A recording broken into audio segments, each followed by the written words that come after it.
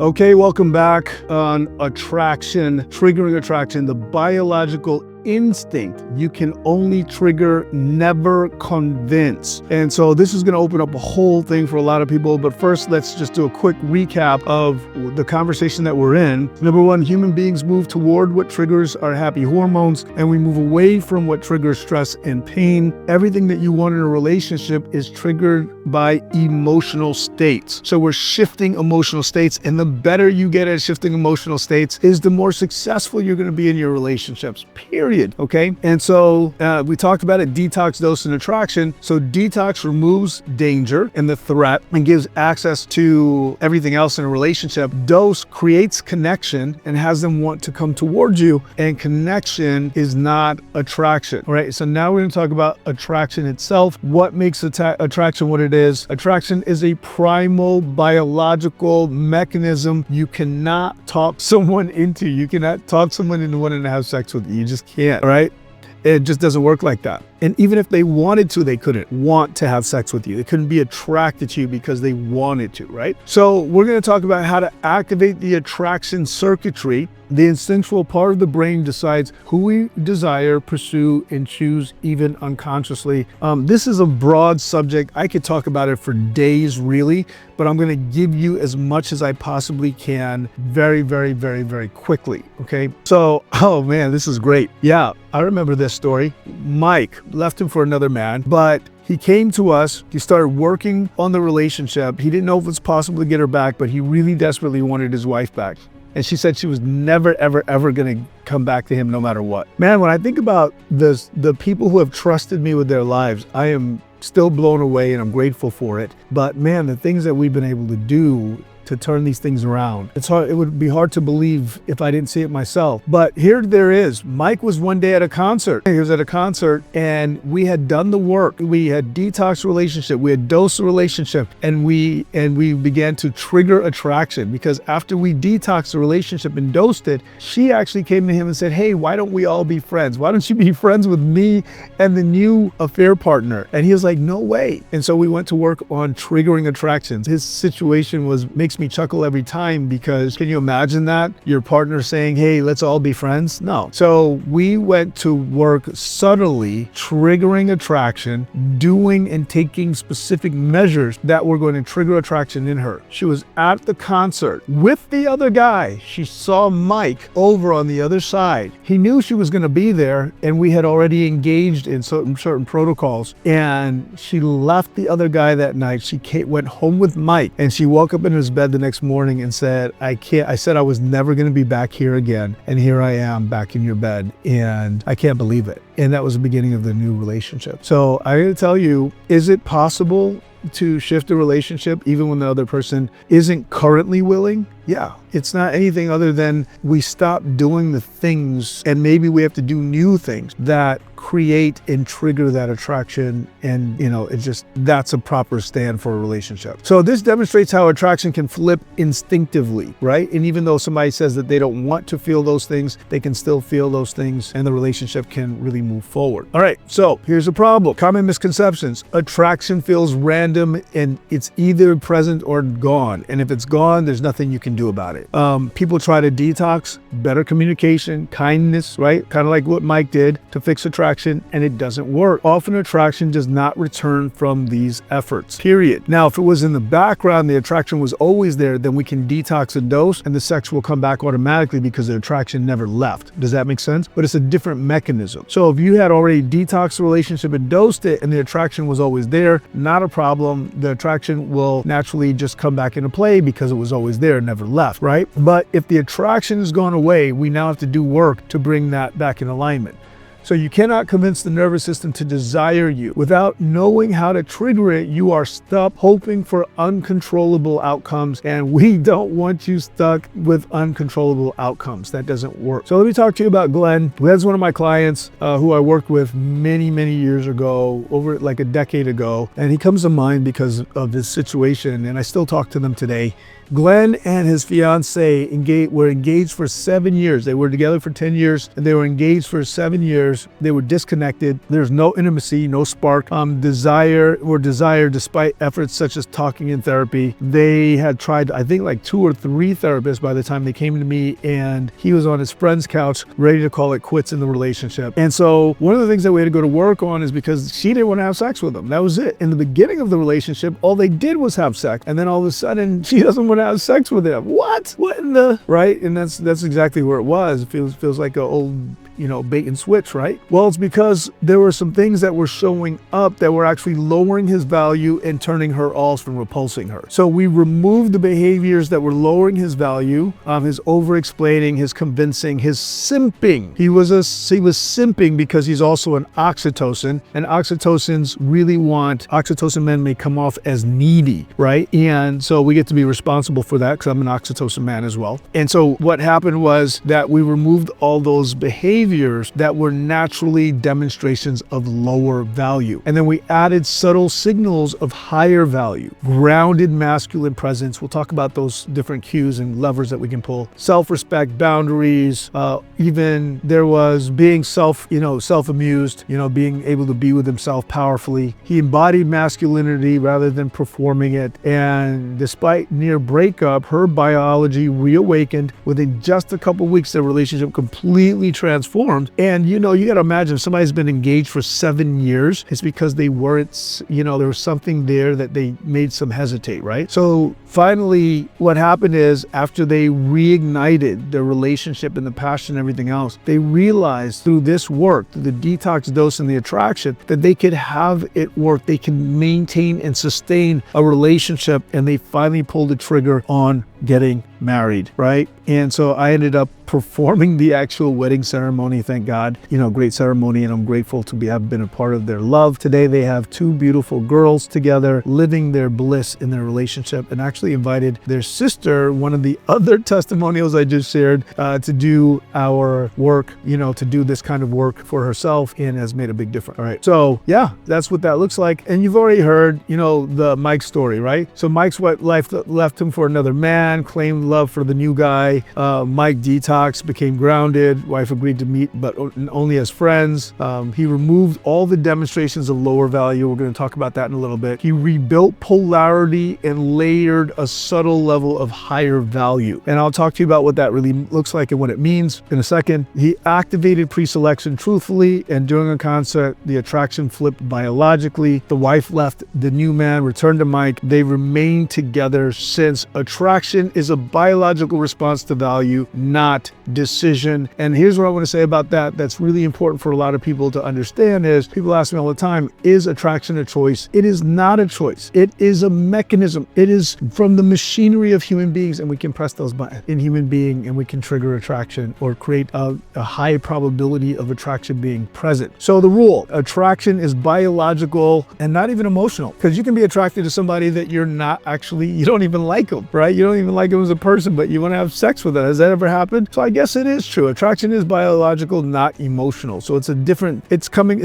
mechanism in the being, right? Is the reality. It helps when you like them as a person, because that's one of the demonstrations of higher value, but they're not necessarily connected. So attraction is biological, not emotional, right? I would agree with that. It's from a different system. It's not detox dose. It's a different system, and that system wants to breathe up. It wants to take my DNA and put it with better DNA so I can actually have stronger offspring. And it doesn't matter if you're same sex or if you're outside of that place of life, the mechanism is the same for procreation, right? It's the same mechanism for attraction. Effort, niceness, logic, promises, or love do not trigger attraction. Only value, polarity, and instinct turn attraction on. The body perceives desired partners as genetic upgrades, okay? And so that's where that begins. So somehow being a demonstration of that genetic upgrade is really what's really happening. So and let's talk about the levers that you can pull. And by the way, guys, like literally I could talk about this forever, because there are physical triggers. For instance, skin, If I want to look at a man, for instance, if I were to look at a man, I'm just going to give you a couple because this is not meant to be a very, very exhaustive, we just can't talk about it forever. It's supposed to be a mini course, and I'm actually making these a little bit longer than I wanted to, but I want to give you so much value and I want you to have everything you need. So I'm going to give you some of these, I'm going to give you some of the levers, and I want you to pull these levers. All right, so for a man, if his shoulders, so if you look at somebody, have you ever looked at someone from the back and you just thought they were attractive and you hadn't even seen their face yet? Well, it's because your brain is surmising they're checking off boxes on the checklist internally that's going on in the background for you. And so, for instance, a man, if his waist is 85% of his shoulders, right? His waist is 85% of his shoulders, then guess what? He will be deemed that's going to be attractive for a woman. So we can check that box. If your skin is clean, that's another physical marker, objective physical marker of attractiveness. If you have, like for a woman, if there's a 70% ratio between hip and waist that is engaged, then that literally will become what we consider attractive. Long hair, generally speaking, it's more feminine and it also demonstrates health. That is naturally attractive. All this is happening in the background.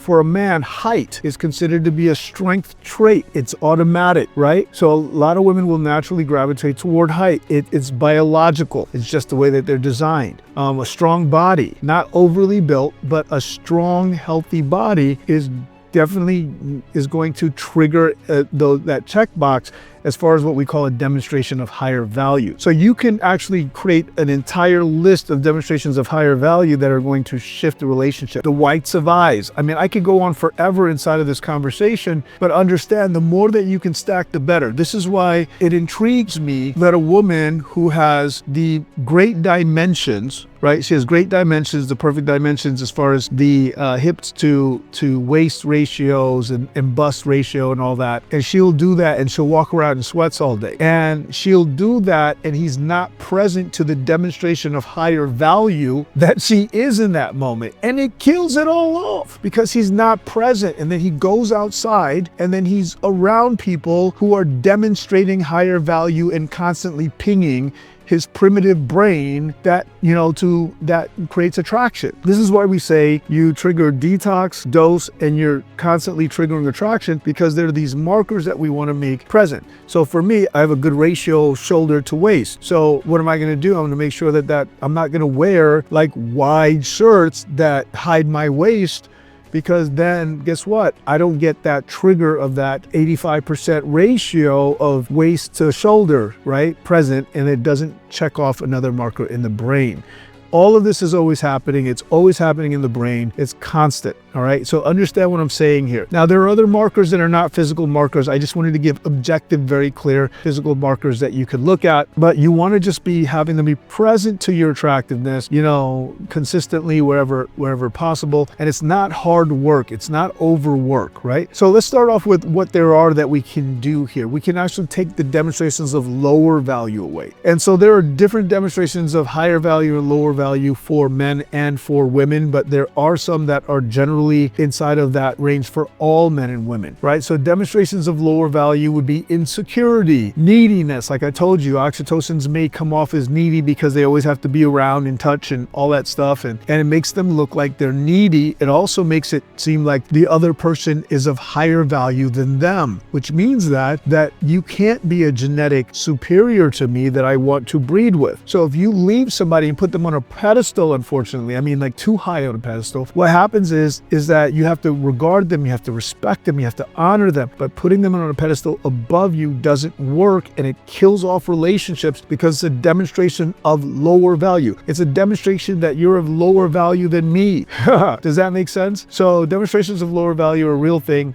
Desperation, instability, emotional chaos, lack of self-respect. This one's about to get long too. I gotta tie this up. So I'm gonna go through some more of these, and I know that it'll make a really big difference. I do have a course that I'm gonna present after this that is more exhaustive and is gonna really help you to own all this and to become all this as well on your own, and actually allow you to see your own where you're being those demonstrations of lower value. All right, so people pleasing, fixing feelings, excessive availability. Yes, excessive availability, collapsing resting in his softness, excessive apologizing are demonstrations of lower value. Another demonstration of lower value would be lack of integrity. It shows that you don't have the ability to make stuff happen, doesn't show you as a powerful person.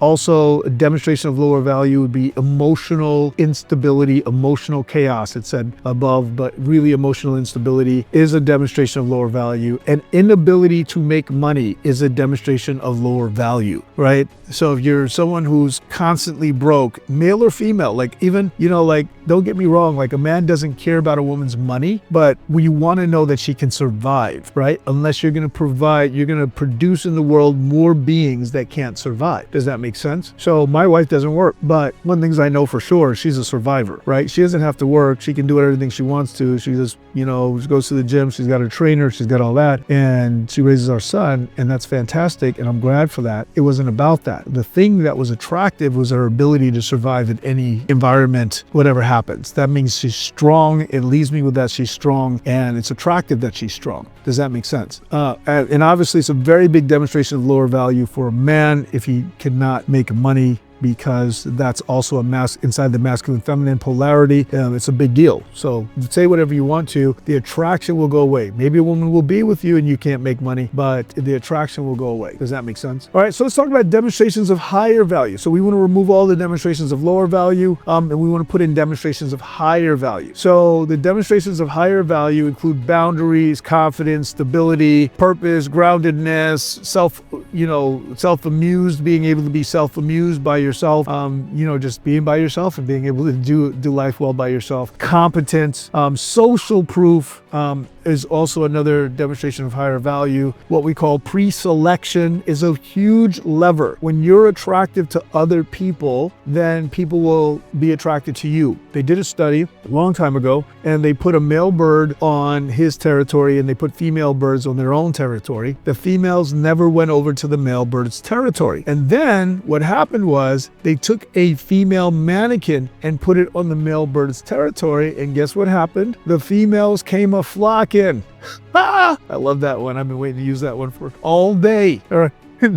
The females came a-flocking. You get my point. Anyway, the bottom line is that pre-selection made them feel safe and that he was actually chosen, and it means that they can choose him as well. And so it's a big deal. Now realize this, guys. It's important for you to understand that demonstrations of higher value, you have higher value. Just like I said, I can wear baggy shirts and baggy pants all the time, and my shirts, I'm not going to wear a baggy shirt, because if I do, then I'm missing one of the demonstrations of higher value that I can automatically make that's attractive. I have the 85% waist to shoulder ratio, so why wouldn't I make sure that that's present wherever it gets to be present? And it doesn't mean being boastful or prideful. It's not any of that stuff. It has to be subtle. They have to be in the background. They have to be the things that you're allowing to come forward. When my wife sees that other women are attracted to me, she makes her more attracted to me. However,